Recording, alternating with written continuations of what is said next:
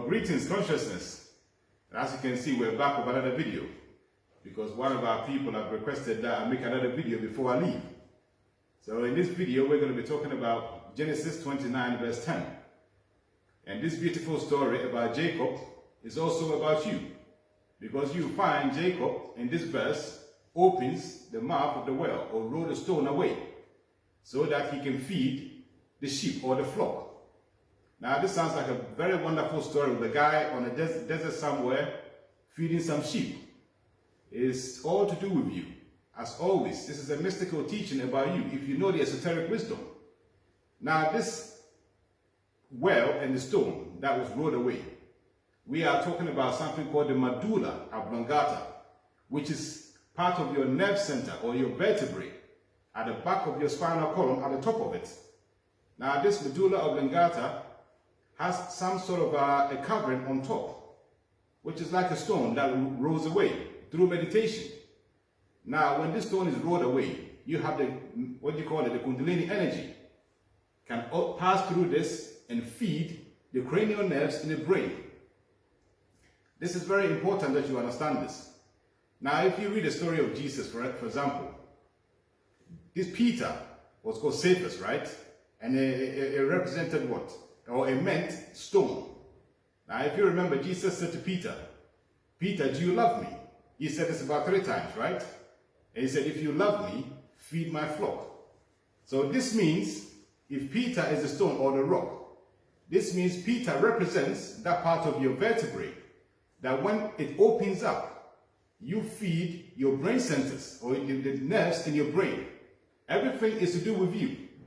So it is important that you allow the Kundalini energy to rise up. Now, we have so many people that will have regular sex every single day. Now, sex is not evil. Sex is a beautiful thing. We all enjoy it. If you don't enjoy sex, you are a god. You're doing very well, which is fantastic. But we must always practice this consciously, because the energy, this sacred energy, is what will also help you raise your Kundalini energy upwards. Now, if you look at Matthew chapter 12, verse 42, what we have in this verse is Jesus saying, the queen of the south will rise up and condemn this generation. Am I correct? So now, who is the queen of the south? This is the Kundalini energy. You need to understand the south part or the south gate of your body, which is this area, the lower part of your body. The queen of the south is when we lust every day, when you have sex in your mind, sex in your heart, and sex down here.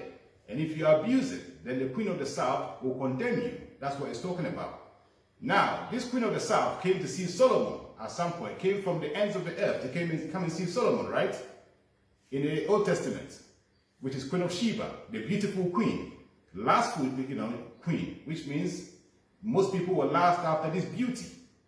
When the Kundalini energy rises upwards and opens the Abdullah or medulla oblongata, what happens?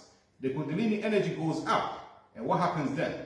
You activate the pineal gland, which also produces wisdom and understanding in your brain, which is King Solomon. You need to understand this, because these are all mystical teachings. There is no King Solomon, there is no Queen of Sheba. This is about the south gate and the north gate. So I figured I'd just let you understand this briefly, because some of you are always thirsty for knowledge, and knowledge is what we do here, and knowledge is sacred.